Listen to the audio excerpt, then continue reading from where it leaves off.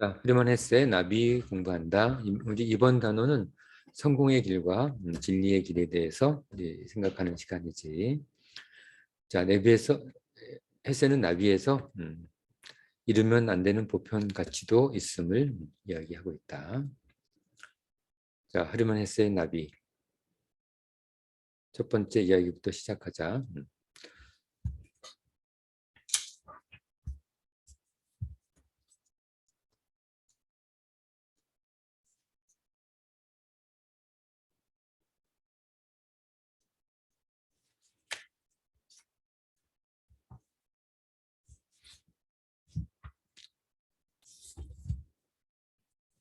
한 페이지에 페이지당 밑줄을 하나씩 긋는다. 한 문장. 페이지당 밑줄을 한 문장씩 그으면서 읽고 밑줄 친 내용을 중심으로 요약하는 거야. 요약하는 페이지는 304쪽 304쪽 보자. 자, 내용을 400자로 요약하면 되는 거야. 그리고 두 번째는 시간을 되돌려 이야기를 새롭게 창작해봐. 알겠지? 이게 두 번째 문제다. 자, 우선 첫 번째 294든가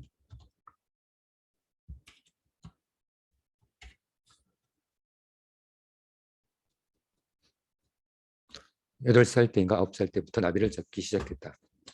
처음에는 나비를 잡는데 열중하지 않았으며 다른 모든 아이들이 했기 때문에 그 일을 하고 있었다.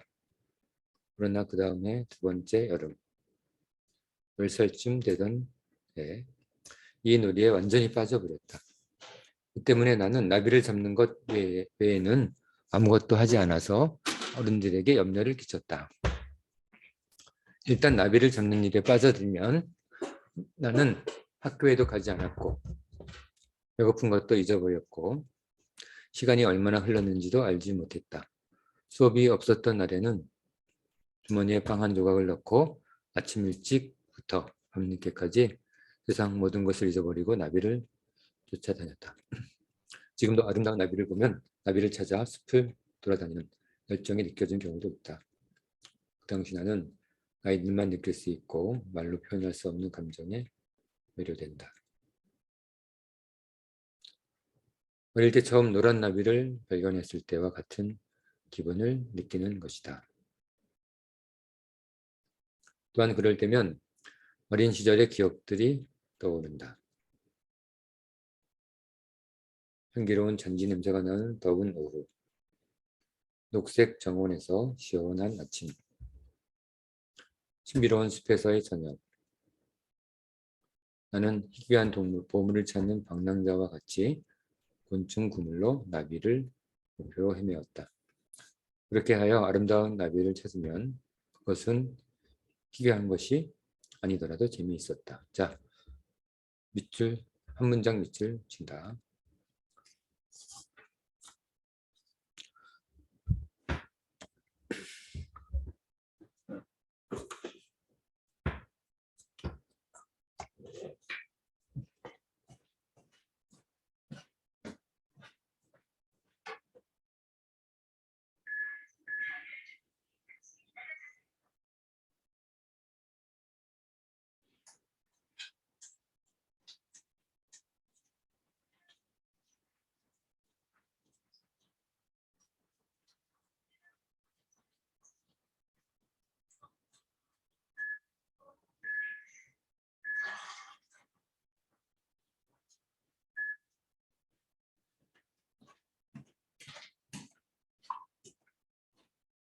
자, 밑줄 다 쳤지. 자, 두 번째 페이지에 넘어간다.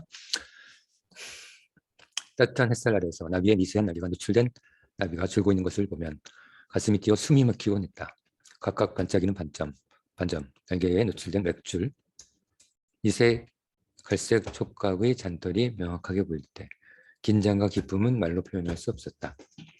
그 이후로 나는 어떤 일에서도 나비를 잡는 것만큼 기쁨과 흥분을 맛볼 수 없었다. 부모님은 나비를 모으는데 유용한 도구들을 하나도 사주지 않았기 때문에 오래된 종이 상자에 나비를 모을 수밖에 없었다. 병뚜껑에서 뽑은 코르크를 상자 바닥에 고정하고 그 위에 핀을 배치하여 나비를 배열했다. 나는 이 초라한 상자에 내 보물들을 보관했다. 처음으로 나는 친구에게 내가 모은 나비를 보여주기도 했지만 그들이 가지고 있던 유리 뚜껑에 달린 나무 상자에 파란 꺼즈로 장식한 상자 같은 다른 많은 값비싼 것을 보고서는 나는 내 것을 더 이상 자랑할 수 없었다. 가난했었나 보네. 그래서 그때 내가 가장 좋아하는 진귀한 나비를 잡더라도 난 그것을 다른 사람들에게 비밀로 하고 내 동생에게만 보여주었다. 어느 날 나는 우리 동네에서 희귀한 파란 날개의 나비를 잡았다. 어느 날 나는 날개를 펴고 잘 말린 후 너무 기뻐서 이웃집 아이에게 보여주겠다고 생각했다. 이웃집 아이는 안뜰 맞은편에 사는 에밀이라는 아이였다. 그 아이는 흠잡을 데 없는 머리가 비상하고 약간 까칠한 녀석으로 아이의 모습을 조금 벗은 인상을 주었다. 자, 밑줄, 한 문장의 밑줄을 긋는다.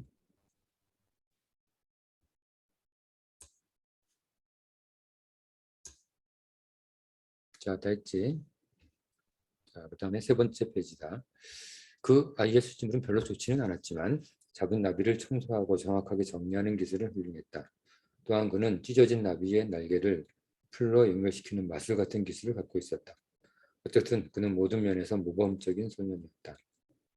그 때문에 나는 그의 기술에 감탄했지만 왠지 속으로 그를 미워했다. 나는 에밀에게 파란 날개의 나비를 보여주면서 마치 전문가인 것처럼 나비를 세밀히 관찰한 후 그 아이는 보여주었다.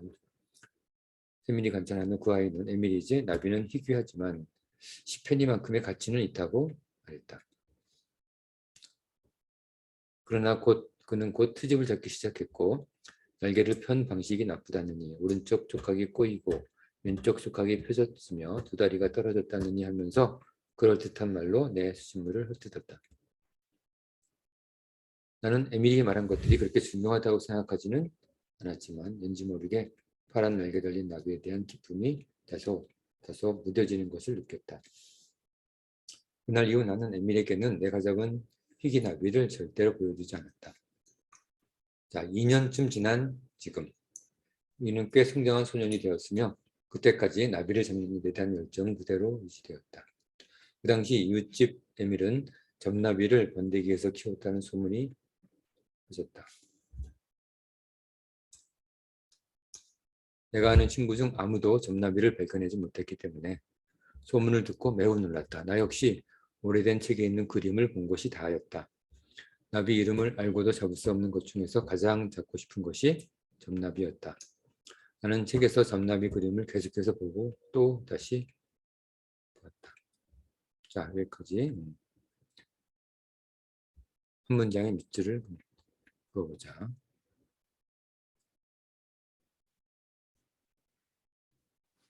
자, 한 문장만 가지고 그 전체 페이지를 대표하기가 굉장히 쉽지 않을 거야. 자, 한 문장을 밑줄을 긋는다.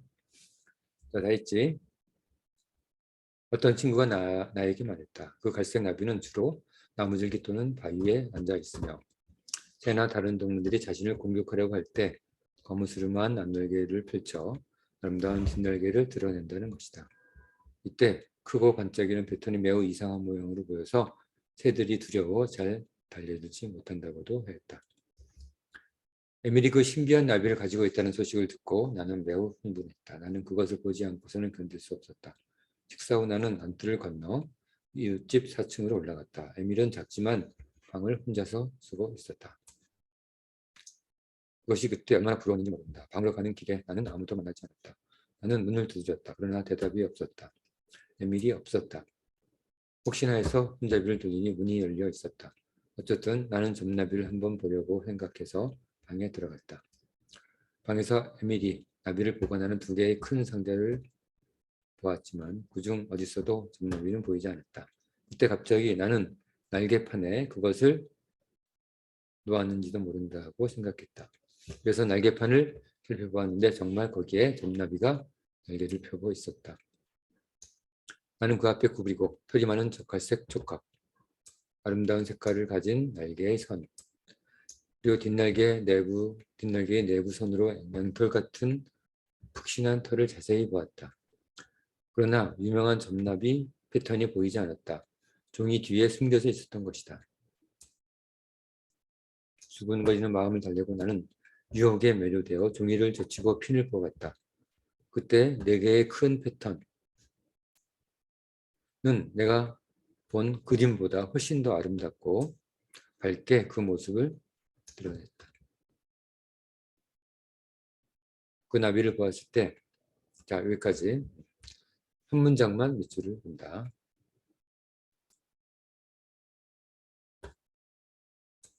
에밀의 방으로 들어갔지. 자, 다음 페이지. 그 나비를 보았을 때, 이 소중한 보물을 갖고 싶은 마음에 인생 처음으로 도둑질을 했다. 나는 이미 건조되어 있으므로 만지는 정도로 모양이 깨지지 않았다. 나비는 나는 손바닥에 아름다운 보물을 올려놓고 에밀의 방을 떠났다. 당시 나는 무언가 기쁨으로 아무 생각도 나지 않았다. 나는 오른손에 나비를 숨기고 아래층으로 갔다. 그때였다. 바닥에서 발자국 소리가 들렸다. 그 순간 나는 갑자기 내가 도둑질을 하고 있고 친구를 속이는 나쁜 놈이라는 것을 깨달았다. 동시에 나는 이 일이 들킬까 하여 하는 불안에 압도당해 나비를 올려둔 손을 주머니에 넣어버렸다. 그리고 조용히 계단을 내려갔다.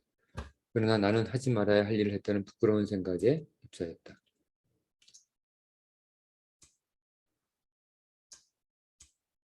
가슴은 두근거리고 땀이 어느새 이마에 흐르고 있었다. 나는 현관에 서서 마음을 진정시키지 못하고 온몸을 떨고 있었다. 이 나비를 가지고 가서는 안 돼. 다시 갖다 놓아야 해. 이 생각으로 고통스러웠다. 그리고 누군가 다른 사람이 나를 보고 있나 불안한 마음을 붙들고 에밀의 방으로 뛰어들어갔다. 나는 책상 위에 나비를 꺼내놓았다. 나는 나비에게 무슨 일이 일어났을 거라는 것은 미리 알고 있었다. 울고 싶었다. 내가 예상한 대로 점나비는 보기 흉하게 찢어졌고 앞날개와 촉각은 떨어져 나가 있었다. 주머니에서 날개를 조심스럽게 빼내려고 했지만 더욱 산산이 부서져 이제 그들을 연결할 수 있는 방법도 없어 보였다. 자, 망가져 버렸다. 그치? 자, 다음 페이지다. 내가 아름답고 화려한 나비를 내 자신의 손으로 파괴한 사실이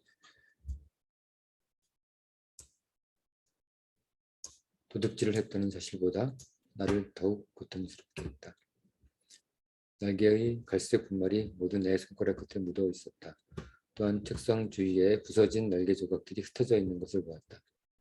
나비를 원래 상태로 되돌릴 수 있다면 대신 무엇이든 할 수 있다고 생각했다. 집으로 돌아와 나는 하루 종일 마당 한쪽에 웅크리고 있었다. 마침내 나는 용기를 내어 어머니에게 모든 것을 말했다. 어머니는 내 말을 들은 후 어떻게 해야 할지 몰라 하셨다. 그러나 나는 고백하기로 결정한 것이 얼마나 어려운 일이었는지는 짐작하신 것 같았다. 바로 에밀에게 가거라. 어머니는 한마디로 말했다. 에밀에게 가서 진실을 고백하고 용서를 구해라. 다른 방법은 없다. 네가 가장 아끼는 것 중 하나를 가져가서 대신 가지라고 하면서 무조건 용서받아야 할 사람이 에밀이 아니라 다른 사람이라면 망설이지 않고 용서를 구했을 것이다. 나는 처음부터 에밀이 내 사과를 받아들이지 않을 것이라는 것은 벌써 알고 있었다.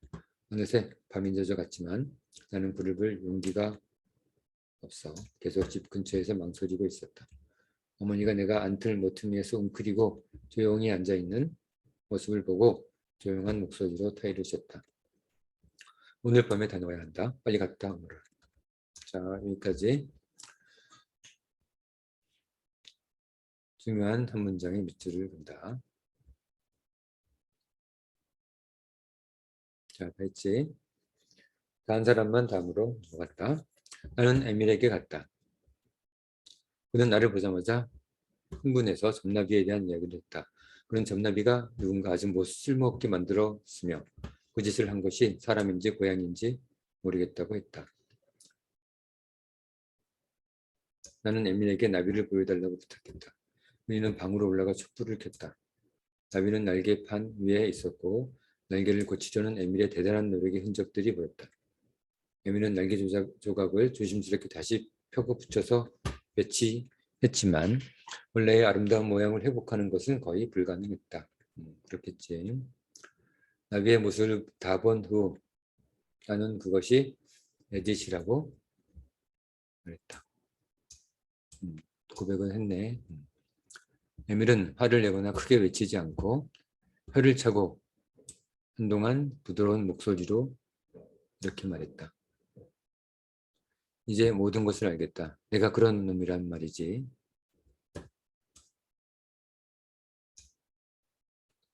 나는 그에게 내 모든 장난감을 주겠다고 했다. 그래도 그는 나를 쳐다보지도 않고 의자 깊숙이 앉아 나를 계속 비웃었다.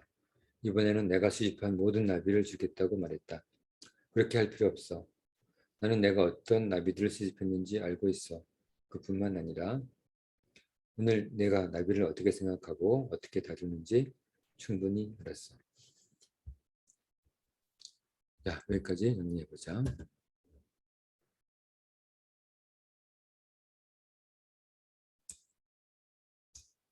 아무리 용서해도 용서받을 수 없을 것 같다. 자, 다음 페이지다. 순간 나는 그 아이의 멱살을 잡고 소리를 지르고 싶었다.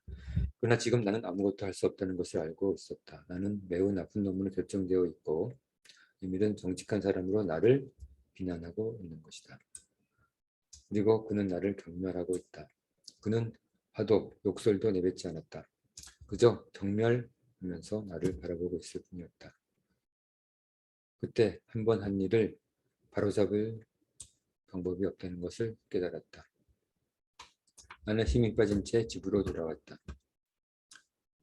어머니는 에밀과 무슨 일이 있었는지 묻지 않고 나를 내버려 두셨는데 그때 어머니가 정말로 고마웠다. 어머니는 나에게 단지 이제 그만 자라고 말씀하셨다. 이미 평소보다 늦은 시간이었다. 나는 잠자리에 들지 못하고 식당에 가서 두꺼운 갈색 종이를 찾아내 내 방으로 가져왔다. 나는 상자를 침대 위에 놓고 종이 상자지 나비가 모아져 있는 상자에 어둠 속에서 뚜껑을 열었다. 그런 다음 나비들을 모두 꺼내서 손가락으로 문질러 모두 못쓰게 망가뜨려 버렸다. 자, 한 문장 밑줄을 쳐보자.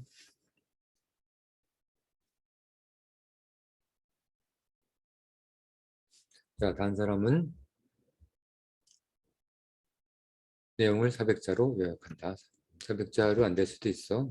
600자, 400자 이상으로 요약해봐. 자, 그리고 두 번째 문제. 시간을 되돌려 이야기를 새롭게 창작해봐. 자, 창작은 뭐가 필요하다고 그랬지? 세 가지 요소가 필요한 거야. 창작할 때. 창작은 최소한 세 가지 요소가 필요하다. 첫 번째는 재미있든지, 두 번째는 감동이 있든지, 세 번째는 엄청난 교훈이 있든지. 세 가지 중에 하나가 있어야 돼. 자, 셋 중에 하나를 선택해서 창작해보자. 자, 시간은 10분.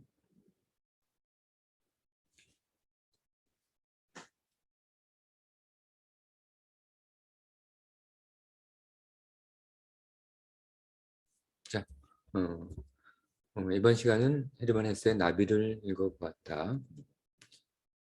나비에서 이야기해주는 우리 성공과 진리의 길, 그것에 대해서 깊이 생각해 보도록 하자. 자, 오늘 수업은 여기까지 하고 다음 시간에 다시 또 다른 이야기로 성공과 진리에 대해서 비교해 보도록 하자. 자, 오늘 수업은 여기까지.